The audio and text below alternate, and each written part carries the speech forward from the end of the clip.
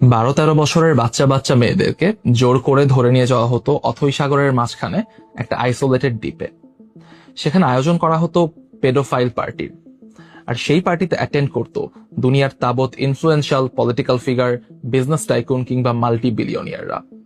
সেই সব ছোট বাচ্চা মেয়েদেরকে জোর করে ধর্ষণ করা হতো। তারপর হুমকি দেওয়া হতো যে এসব কোনো কথা যদি বাইরে যায় তাহলে জীবন নরক বানিয়ে দেয়া হবে তাদের এবং তাদের পরিবারের। শুনতে হয়তো সিনেমার কাহিনী মনে হতে পারে, কিংবা মনে হতে পারে কোনো টিভি সিরিজ, গল্প বা উপন্যাসের কাহিনী আমি এখানে বর্ণনা করছি, কিন্তু এই প্রত্যেকটা ঘটনা ওয়েল ডকুমেন্টেড।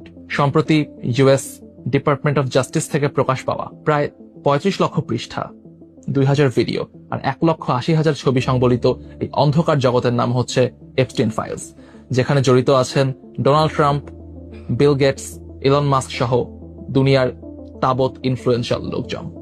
এই ডকুমেন্টস গুলো একদিক দিয়ে কিন্তু খুবই